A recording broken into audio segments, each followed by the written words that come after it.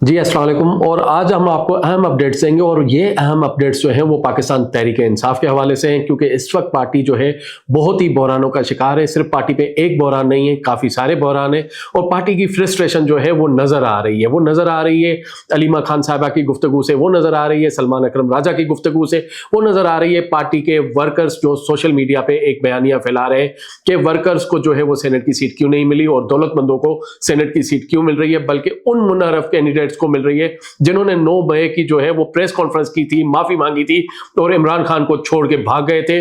उनको ये सेनेट की सीटें क्यों मिल रही हैं? क्योंकि पीटीआई में इस वक्त बड़ा ही एक बहरान चल रहा है और उस बहरान को काउंटर करने के लिए जो पीटीआई की जो सियासी क़यादत है, जिसको वकील लीड कर रहे हैं सलमान अकरम राजा एंड बैरिस्टर गोहर लीड कर रहे हैं, वो काफ़ी परेशान है कि वो इस तरीके से इन तमाम मामलों पे कैसे काबू पाए।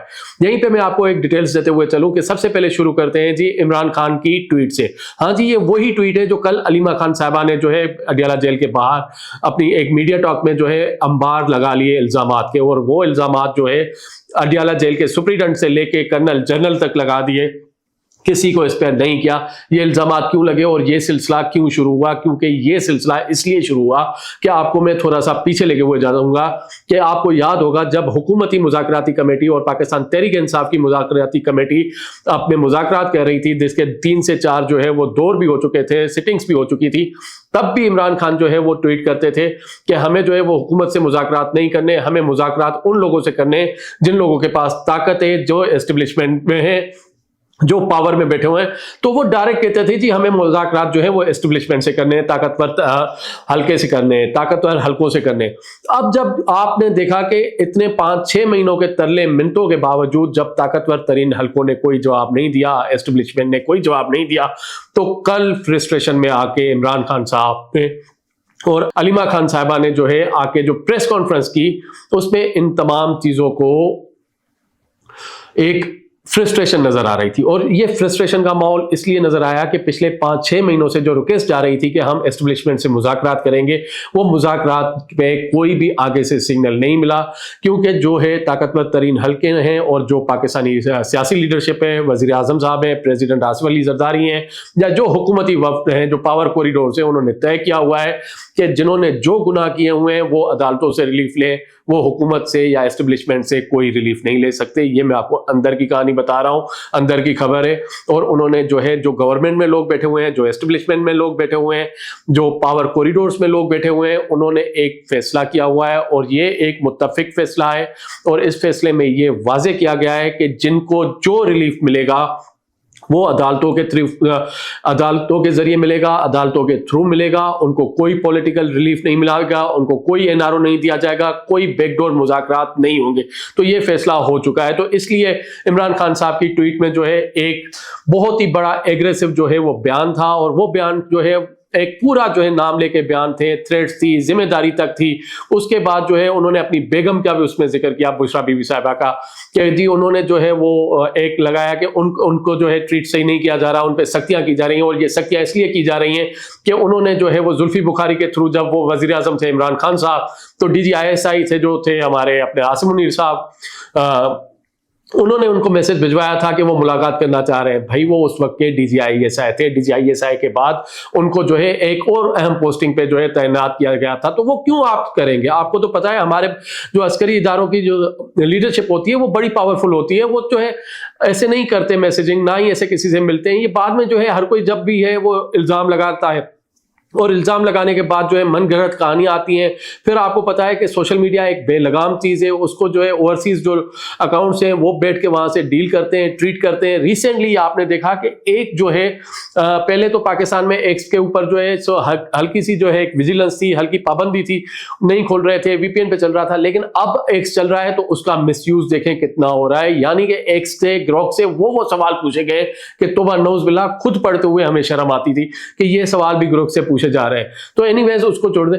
तो ये सारा और सारा जो है वो फ्रस्ट्रेशन में आके जो है जब वहां से ना हो चुकी है, पावर कॉरिडोर से, तो ये उन्होंने एग्रेसिव स्टाइल अपनाया। नंबर 2, इमरान खान ने जो है वो तारीख दी कि 5 तारीख को जो है वो एक तहरीक शुरू को होगी और वो एक पीक पे होगी, क्योंकि उनके 2 साल पूरे हो रहे हैं।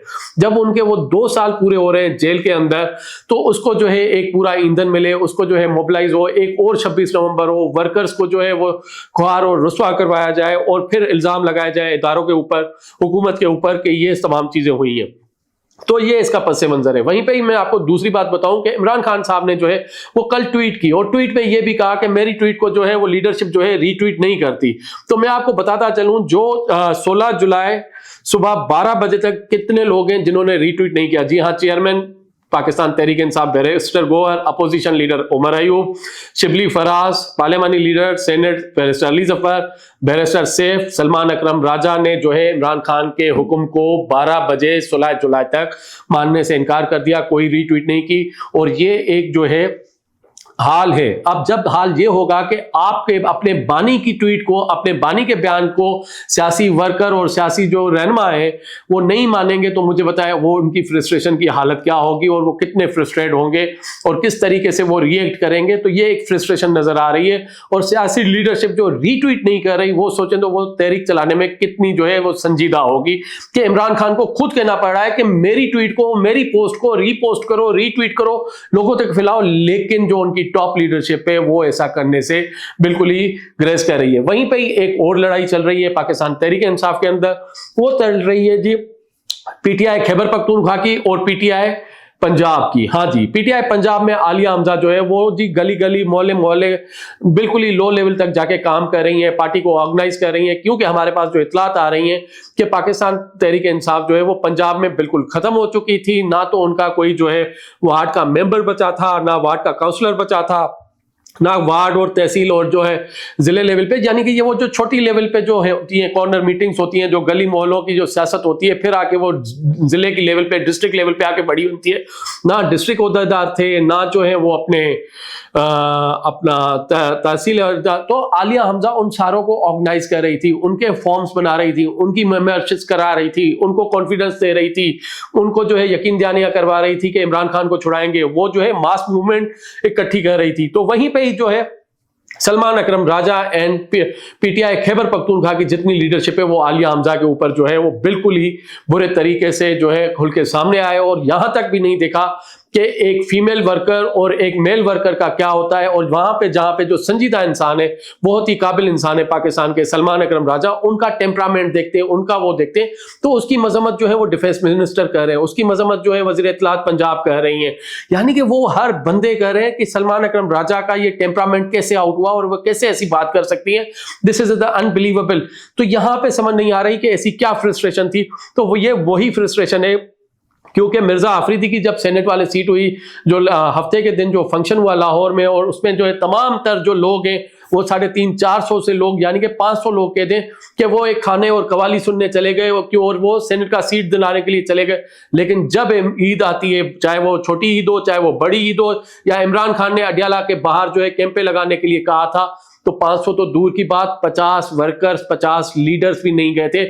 इवन 5 वर्कर्स जो है टॉप के, जो 5 लीडर है, 5 नाम इकट्ठे, यानी कि मैं कह दूं अगर कि इसमें बैरिस्टर गौहर हो गए, सलमान अकरम राजा हो गए, बैरिस्टर अली जफर हो गए, अली अमीन गंडापुर हो गए, बैरिस्टर सैफ हो गए, दीगर सारे जितने हैं, ये 5 इकट्ठे लोग भी वहां नहीं खड़े थे अडियाला के बाहर, ना छोटी ईद पे, ना बड़ी ईद पे, ना ही किसी और पे कि इमरान खान से यकजहती की जाए।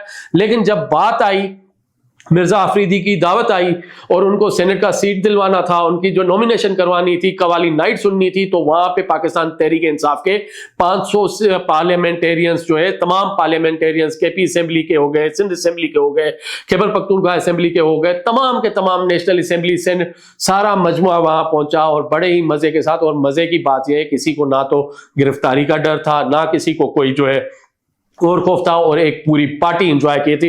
तो यहां पे आप सोचें कि ये लोग जो 500 लाहौर रायविंड जा सकते हैं, अडियाला के बाहर खड़े हो नहीं सकते, कैंप नहीं लगा सकते, ये इमरान खान ने बार बार कहा है। फिर इमरान खान ने कहा जी मेरी पोस्ट को रीट्वीट करो, तो मैंने आपको बता दिया है टॉप लीडरशिप ने उनकी रीपोस्ट नहीं की है। और इस वक्त जो है एक डिफरेंस नजर आ रहा है पाकिस्तान तहरीक इंसाफ की लीडरशिप में और पाकिस्तान तहरीक इंसाफ के वर्कर में। जो इमरान खान का वोटर सपोर्टर एंड लवर है वो इस वक्त बिल्कुल ही अपनी लीडरशिप से जो है नाराज है, नाला है, गुस्से में है, और ये गुस्सा वर्कर में भी पाया जाता है, इमरान खान में भी पाया जाता है। लेकिन अनफॉर्चुनेटली क्योंकि पार्टी जो 9 मई के बाद जिन लीडरों ने हाईजैक की हुई है वो सारे मजे में है, उनका चिल प्रोग्राम चल रहा है और बड़े सुकून में है। हाँ जी।